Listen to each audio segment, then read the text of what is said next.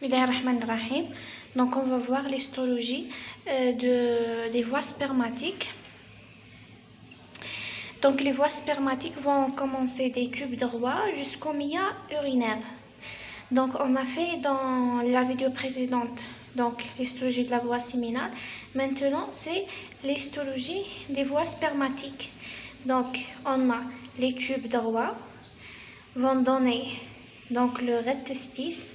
Le recte-testis est dans le corps de Egmore. Les recte-testis vont donner les cônes efférentes. Les cônes efférentes vont donner le canal épididymaire. Le canal épididymaire va donner le canal déférent. Et donc le canal déférent va donner le canal éjaculateur. Donc on va détailler la structure histologique de chaque tube ou bien de chaque segment. Donc on commence par les tubes droits.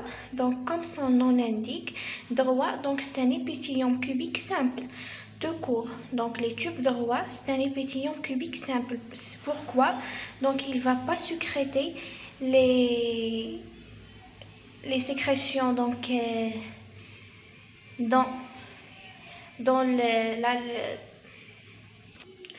il va pas sécréter de liquide et il va pas aider à au mouvement de liquide et des sécrétions. Donc seulement on a les contractions des tubes séminifères, donc les muscles lisses en dehors des tubes séminifères qui vont aider à la propagation et la progression des spermatozoïdes et leur liquide. Donc ici, dans le recte-testis, donc le recte-testis est dans le corps de Egmore. Donc le corps de Egmore va comprimer le recte-testis. Donc va exercer une force de compression. Donc l'épithélium cubique va se transformer vers un épithélium cubique bas.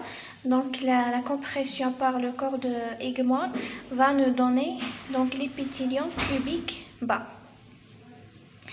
Également, donc comme la forme, on peut déduire la fonction. Ou bien la fonction, donc on a des épithéliums cubiques bas, c'est-à-dire ils ne vont pas sécréter le liquide séminal et ils ne vont pas aider à la progression des spermatozoïdes. Donc c'est toujours la compression des muscles lisses ici qui va aider à la propagation dans les tubes droits et le recte-testis.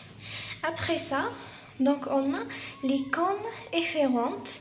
Donc les cônes, on sait que donc voilà la forme d'un cône.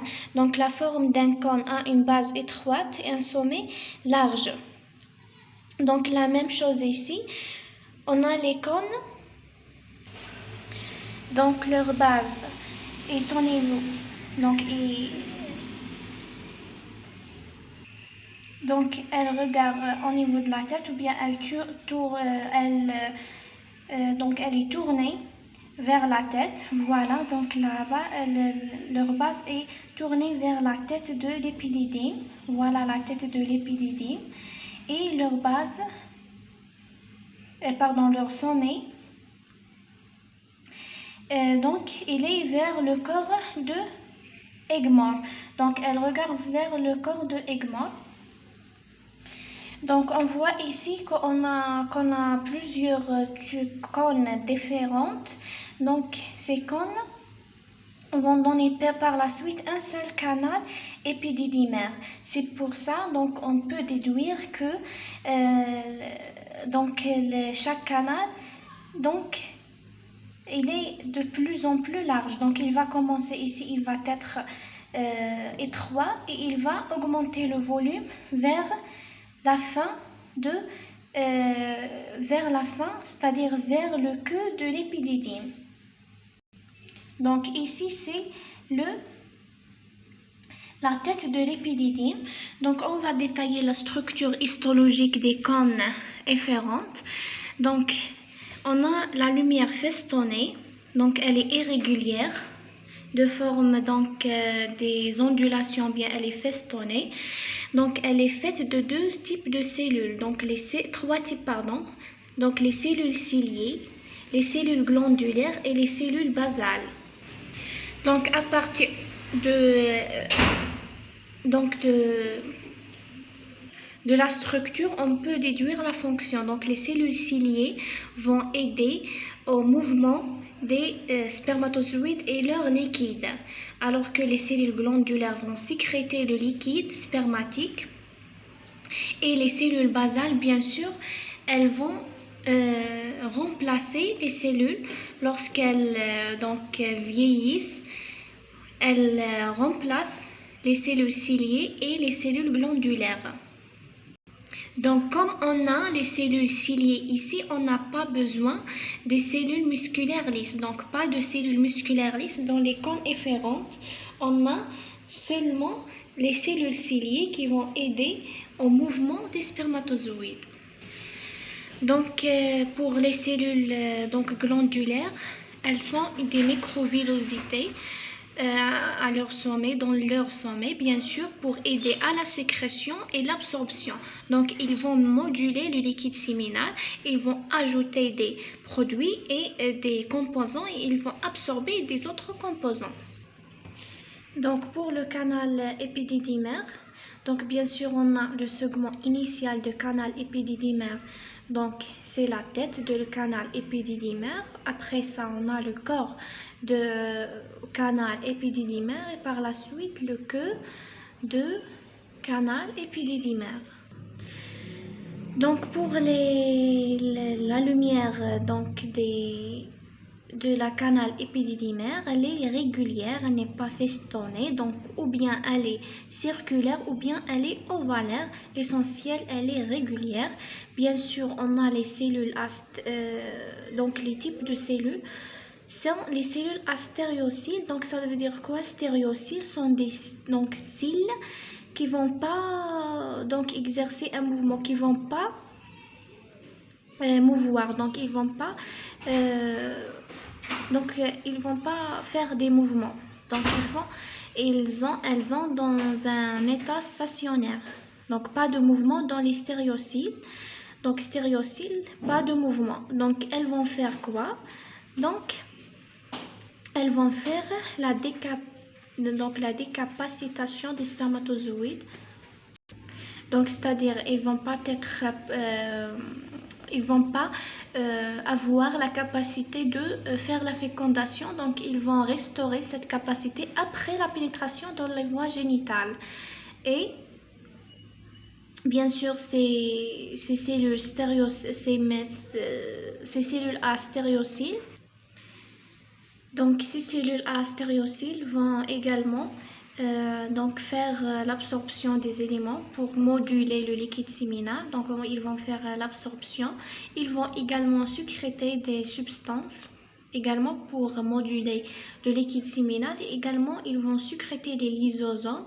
Donc les cellules épididymaires vont sécréter les lysosomes pour dégrader les débris cellulaires lors de la sécrétion et l'excrétion de spermatozoïdes. Donc il faut noter que ce canal épididymaire, il est très très long, donc il est de 4 à 6 mètres. C'est pour ça, donc il est pelotonné sur lui-même. Donc cette structure, la longueur, donc bien sûr, va exiger que le canal épididymaire doit être enroulé sur lui-même ou bien pelotonné sur lui-même. Donc, quand on voit la structure, on peut déduire la fonction. Donc, les cellules ciliées ou bien les stéréocyles ne sont pas mobiles, donc ils ne vont pas contribuer au mouvement des spermatozoïdes. C'est pour ça, donc il faut la présence des muscles, les cellules musculaires lisses. Donc les cellules musculaires lisses sont abondantes dans le canal épididymaire et sont plus nombreux dans la queue. Donc dans la queue, on a plus de cellules lisse pour bien sûr aider au mouvement des spermatozoïdes dans leur liquide. Par la suite, donc, on a le canal déférent. Donc, le canal déférent, c'est donc une paroi dense. Donc, le canal déférent, c'est une paroi dense. Donc, la paroi dense, elle va provient d'où elle va provient donc le canal déférent, une paroi dense, donc c'est à partir de 3 couches musculaires. Donc le canal déférent, une paroi dense, 3 couches musculaires dans la paroi. Donc une couche musculaire, la toute interne, elle est longue. Par la suite, donc une couche circulaire et la couche la toute externe, elle est longue. Donc c'est pour ça, on a l'aspect festonné de la paroi, c'est par rapport au donc c'est par rapport aux cellules musculaires. Donc les cellules musculaires, c'est eux qui vont donner l'aspect festonné de la paroi, c'est-à-dire ondulaire, il n'est pas régulier. Donc toujours on a les cellules astériocèles dans dans le canal déférent. Donc toujours on a des sécrétions ici avant le stockage. Donc les sécrétions et les absorptions vont continuer donc avant le stockage. Donc on a ici l'ampoule déférent. Donc ce qui va donc donner la forme d'une ampoule, c'est les cellules élastiques. Donc on a ici les cellules élastiques. Donc voici donc les cellules de muscles lisses vont donner l'aspect donc festonné. Donc c'est le contraire de l'ampoule. L'ampoule, c'est les cellules élastiques qui vont ouvrir la paroi. Donc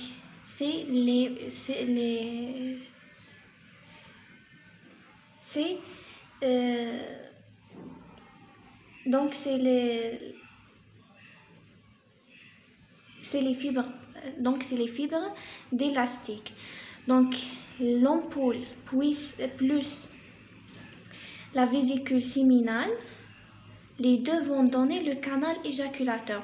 Donc le canal éjaculateur, ici j'ai dit après donc le stockage, on n'a pas de sécrétion. Donc après le stockage, on n'a pas d'autres sécrétions, c'est pour ça on a donc le canal éjaculateur au niveau de la prostate. Donc on a beaucoup de muscles lisses, c'est pour ça on a l'aspect festonné. Et on a donc l'épithélium prismatique simple. Donc on n'a pas les cils et on n'a pas les cellules glandulaires, c'est-à-dire on n'a pas des sécrétions. Donc c'est le composant final ici va être stocké dans l'ampoule et dans la vésicule séminale. Donc si on a dans le QCM où se terminent les sécrétions, donc ils vont terminer dans l'ampoule donc différentielle et la vésicule séminale. Donc on a toujours des sécrétions ici, mais à partir d'ici on n'a pas de sécrétions. Donc dans le canal éjaculateur on n'a pas de sécrétions. Donc là c'est la composante terminale, c'est au niveau de l'ampoule différentielle et la vésicule séminale. Donc en résumé, donc toutes ces structures, donc à partir du tube de Roy jusqu'au canal éjaculateur, donc c'est un épithélium pseudo-stratifié ou cylindrique. Donc toujours, si on est dans un QCM, donc toute l'histologie des voies spermatiques, donc elle est ou bien pseudo-stratifiée ou bien prismatique. Donc c'est la même chose, pseudo-stratifiée ou donc prismatique ou plus précisément pseudo-stratifiée.